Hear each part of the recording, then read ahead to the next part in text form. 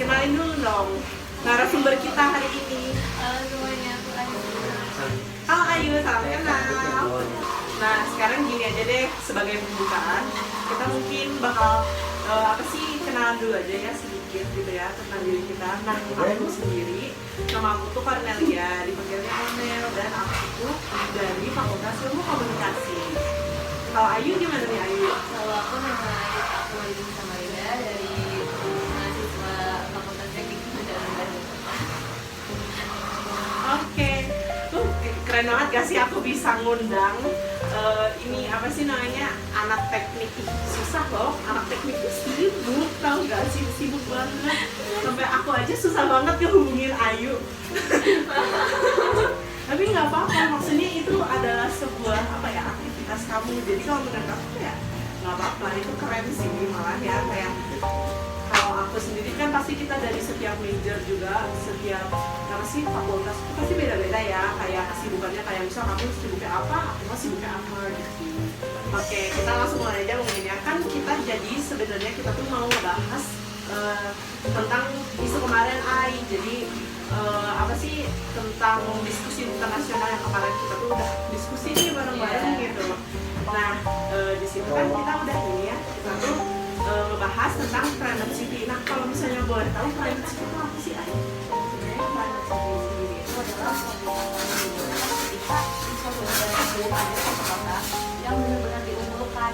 Nah diunggulkannya kan mungkin kalau menurut orang-orang tuh diunggulkannya kan konotasinya kayak bagus gitu ya. Tapi justru kebalikannya, karena dia tuh terlalu diunggulkan, justru kota-kota yang lain menjadi semakin kecil dan dia juga jadi lebih besar sendiri gitu. Istilahnya kalau di Indonesia ini kota Jakarta. Kita kan tahu kota Jakarta itu sepadat apa dan juga pembangunannya sebesar apa. Tapi kalau kita lihat, kalau kota Jakarta itu kan kota paling besar di Indonesia, kota terbesar nomor 1. Tapi kan kota yang nomor 2 di Indonesia ini saat ini kota Surabaya. Sedangkan ketika kita melihat kota Jakarta dan kota Surabaya itu pasti akan beda banget. Apalagi bagi orang yang udah pernah dari Jakarta ke Surabaya itu bakalan terasa banget. Benar-benar. Jadi perbedaan di kotanya ya. Iya. Baik dari segi penduduk, fasilitas, infrastruktur, atau ekonominya pasti bakal beda banget. Dan itu sebenarnya satu masalah. Oh itu tuh sebenarnya sebuah masalah. Iya, karena kalau di mereka sendiri ya, karena sebenarnya distribusi itu harusnya berjalannya merata gitu. Kalau kayak istilahnya kayak mungkin kalau orang-orang tuh, saya kan main Instagram jadi kayak banyak gitu yang bilang kalau pembangunan itu adanya cuma di Jakarta, sementara yang lain nggak ada pembangunan kan. Nah itu mungkin salah satu contoh buruk yang bisa dirasakan oleh kita masyarakat gitu. Itu kenapa private sebenarnya nggak bagus. Oh gitu. Jadi kan kalau misalnya aku bisa tarik kesimpulan, berarti ini ya, orang itu lebih memilih untuk tinggal di Jakarta dibanding di Surabaya gitu ya. Karena kan apa sih, Jakarta tuh udah bisa bilang secara kasar tuh kayak udah ada segala. Iya. Kalau misalnya kita pergi ke masyarakat tuh, kalau kita bilang tuh masyarakat tuh ketika kita tanya gimana mereka tentang Jakarta, pasti mereka tentang kota megah, kota mewah yang memberikan segala fasilitasnya gitu. Padahal sebenarnya kalau untuk dilihat, private city ini sebenarnya kebanyakan itu menjadi kebijakan gitu. Karena mereka tuh menarik orang-orang, akan tetapi ketika orang tersebut tidak mempunyai kredibilitas yang diinginkan si private city ini, itu menjadi itu yang lama. Ya. Hari ini pas kemarin diskusi internasional, kamu tuh pas kemarin diskusi itu kamu ada apa, kamu hadir dari awal atau enggak? Iya kan?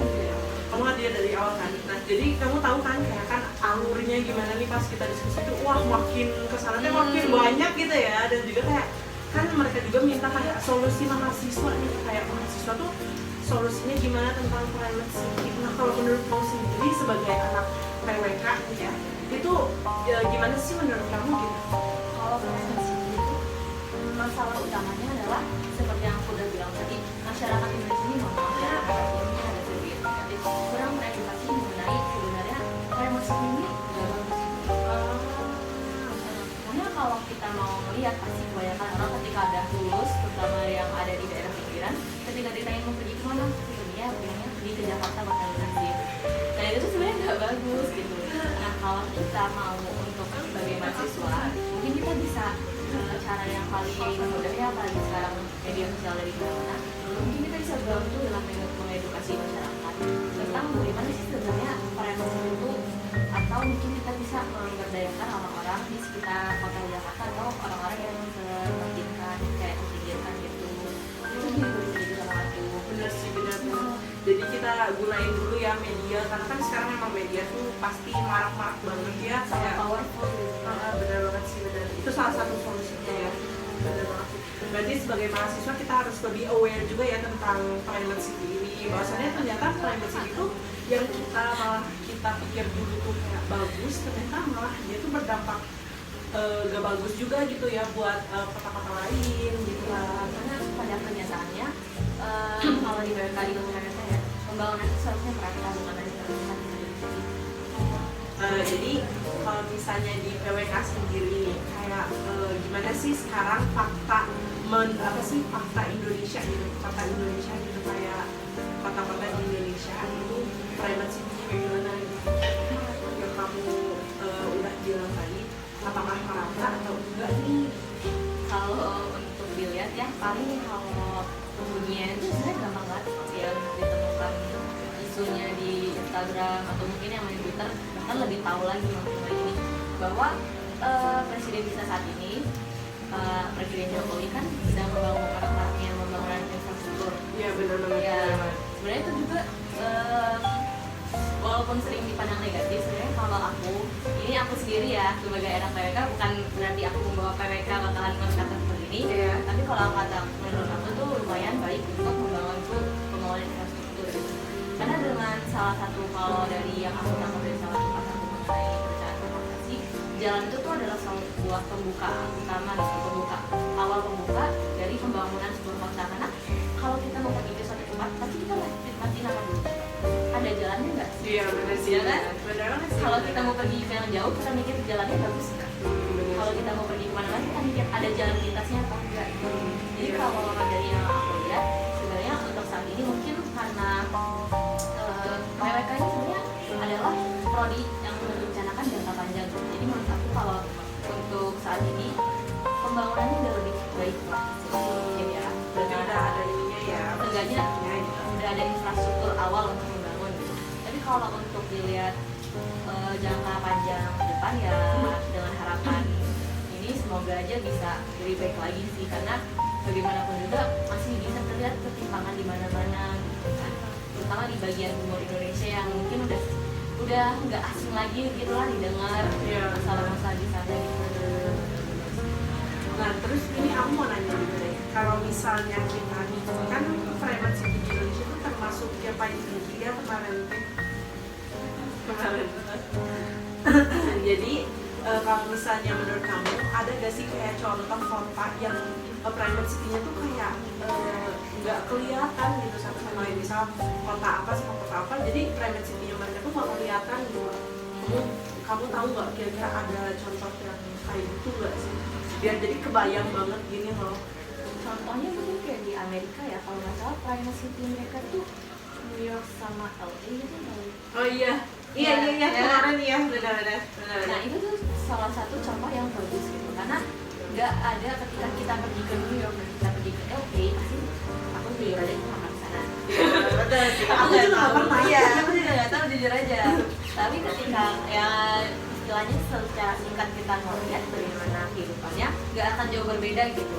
Ketika orang-orang dari LA atau dari New York mau pindah, mereka nggak perlu lagi menyesuaikan gaya hidup atau budget yang terlalu besar gitu.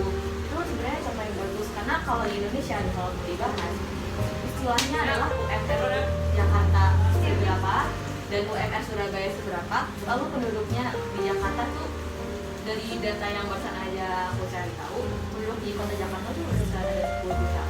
Tahu? Sementara di Surabaya cuma ada 3 juta.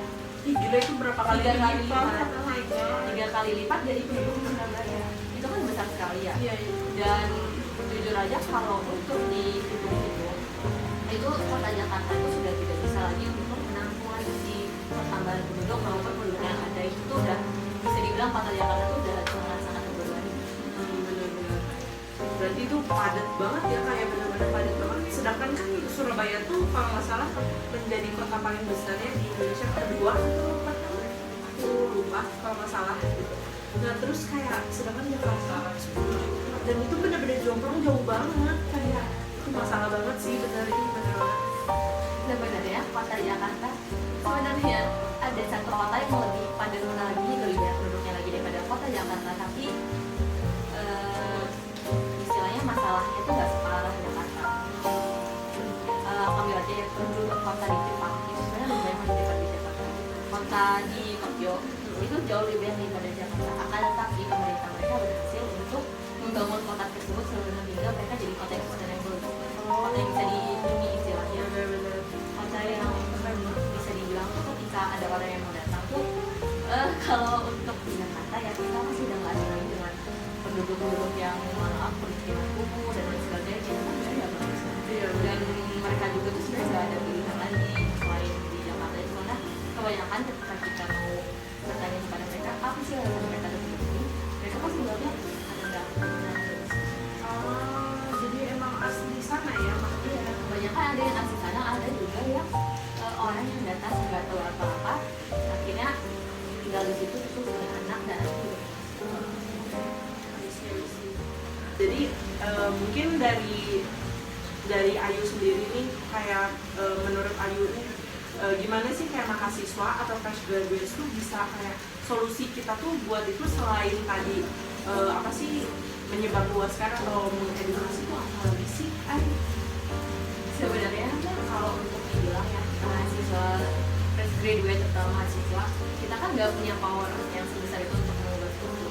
Tapi menurut aku mah kalau untuk mahasiswa atau fresh graduate yang istilahnya masih sadar-sadar aja ya, nggak dia reputasinya nggak berjauhan atau nggak terlalu mengawang, mungkin kalau dari mahasiswa kan ada sih program pemerintah yang bisa membuat kita untuk menuangkan ide kreativitas kita, kayak misalnya ada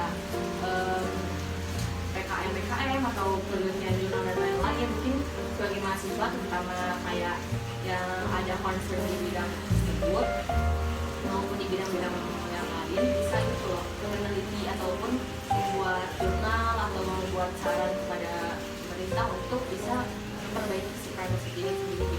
Bener banget sih, aku setuju banget juga ya kayak karena kan kita nih sebagai mahasiswa juga kan kayak nggak mungkin ya kita kayak nge-budget buat privacy itu kayak impossible lah intinya lah buat kita teh, karena kan kita juga kan ya masih dibilang kayak karena kita juga mahasiswa gimana sih gitu, kita punya power di mana gitu kan ya. Iya bener banget sih, bener-bener. Atau mungkin kalau dari yang memang mungkin kan ada sih orang yang nggak mau kerja sendiri, mungkin bisa membuat komunitas yang memberikan concern kepada kota Jakarta dalam arti yang lain seperti bagaimana lingkungannya atau bagaimana warganya, bagaimana kesehatannya, agar setidaknya walaupun si Jakarta ini tetap jadi privacy, sebenarnya masalah-masalahnya bisa lebih kurang gitu. Lebih sebenarnya ya lebih minim masalah gitu. Karena jujur aja kalau kita bahas kota Jakarta, selain kemegahannya pasti bakalan kota Jakarta selalu diiringi dengan masalah-masalahnya gitu. Iya bener banget sih, bener banget. Ya berarti itu juga ya, itu menjadi salah satu solusi juga ya. Jadi dari organisasi, bahkan organisasi kecil pun yang bergerak aja kayak itu udah bener-bener berdampak banget juga ya, kayak bagus gitu. Karena siapa tahu mungkin dari gerakan kecil itu akan timbul gerakan besar. Benar. Terus nanti siapa tahu dari situ kayak pemerintah jadi lebih santai, terus lebih iya bener banget sih. Karena sebenarnya pemerintah tuh banyak ya. Iya benar, pasti kan butuh orang gitu kan buat mengeksekusi gitu. Ya karena pemerintah itu juga seharusnya bersamai dengan rakyat dan mahasiswa tuh untuk membuat negaranya lebih baik. Karena untuk apa kita mengikuti sesuatu gitu loh, kalau kita bisa bekerja sendiri, bukan sendiri, sebenarnya kita bisa memulai untuk menciptakan sesuatu gitu. Jangan perlu untuk menunggu sesuatu itu dimulai, tapi kenapa kita nggak yang mulai? Iya benar banget sih, aku setuju banget sih Ari. Berarti emang ya kita sebagai mahasiswa tadi ya aku recap lagi ya. Tadi kan selain kita juga mengedukasi, terus kita juga bisa tuh kayak apa sih penelitian gitu untuk apa ya setidaknya gitu kayak ngasih tahu gitu loh, bikin orang tuh aware tentang Private City gitu ya. Terus tadi juga kayak ngegerakin sebuah komunitas dimana kayak itu juga bisa bisa banget ngebantu atau menjadi solusi gitu ya bagi private city di Indonesia terutamanya gitu ya. Karena kan siapa tahu dengan itu dengan komunitas kecil itu kita bisa menggerakkan gitu dan menjadi gerakan sosial dan bisa karena kita bisa membayangkan masyarakat di kota Jakarta atau masyarakat sekitarnya juga ketimpangannya itu nggak terlalu jauh gitu. Benar Karena banget. jujur aja kalau kita misalkan masalah utama privasi itu kita ketimpangan, masalah ketimpangannya itu besar sekali dari privasi. Jadi kalau bisa dengan aksi-aksi kecil tersebut kita bisa mengurangi setidaknya 0,01% gitu kan? Itu juga udah lumayan banget Iya, ya. dari satu orang mengurangi 0,01%. Kalau di komunitas 1.000 orang banyak kan? Iya banyak banget Iya. Oke deh, mungkin kalau dari aku sih udah cukup banget ya pertanyaannya juga, dan tadi kan udah ada solusi juga ya dari kamu gitu. Terus kayak mungkin sekarang kita tutup aja kali ya. Iya. Jadi gimana nih Ayu? Quotes aja, Ya, kata-kata terakhir. Aku yang belajar dari itu dia pernah berkata, karena sebenarnya ini sangat relate sih sama aku, karena sebenarnya aku juga 11 tahun sama beliau waktu itu aku tuh sadar beliau adalah sebenarnya sama-sama menjadi pejuang, tapi rasa untuk perjuangan ini kalau untuk dilakukan sendiri itu terlalu besar gitu dan sepertinya terlalu lelah untuk dilakukan. Jadi daripada aku berusaha sendirian untuk melakukan perjuangan besar, mengapa aku nggak ngajakin orang-orang lain untuk berjuang bersama aku? Bener banget sih, itu aku setuju banget dan bagus banget ya itu quotesnya, kayak shout out banget ke dosen kamu. Kayak itu keren banget, soalnya kayak emang bener juga sih kalau misalnya kita berjuang sendiri ya kita capek sendiri, kalau kita berjuang bersama itu kan jadi lebih kerasa dan enak gitu loh, lebih ringan. Karena ini sebenarnya kita apa? Bineka tunggal ika. Betul. Kalau kita bisa bersatu, kenapa kita Harus berpisah. Betul banget ya Allah. Izin pamit undur diri gitu kan. Makasih banget buat Ayu udah bersedia ya buat jadi apa sih narasumber buat ya berbincang-bincang aja lah ya sama kita gitu ya di sini gitu, dan juga ya makasih Jihan udah datang gitu. Dan juga teman-teman aku makasih banget ya udah apa sih udah bersedia apa sih menunggu kita gitu ya. Kayak kita lama nih pembahasannya, tapi berterima kasih banget. Dan mungkin untuk podcast kali ini aku tutup. ada satu tambahan lagi closing statement. Boleh. Berhubung ini closing statement yang sangat populer bagi saya, sangat sering saya ucapkan. Boleh. Sebenarnya manusia itu kan diciptakan untuk menjadi nyata ya, untuk menjadi dan saya juga masih belajar sebenarnya. Ya, Jadi ketika betul. apabila dari tadi podcast mungkin dari awal sampai akhir ini ada kata-kata aku yang salah, mohon dimaafkan. Ya silakan. Salah kata kalian maafin ya, maksudnya kan manusia tuh gak ada yang perfect juga, kayak yang perfect tuh hanya Allah gitu. Jadi kayak kita juga pasti ada salah gitu, salah kata. Semoga bermanfaat juga bagi kalian gitu, dan juga dalam pengetahuan, terus dalam ya, wawasan ya kayak gitulah pokoknya. Semoga bermanfaat buat kalian, dan mungkin saya cukupkan sampai ketemu lagi. Dadah. Yeay.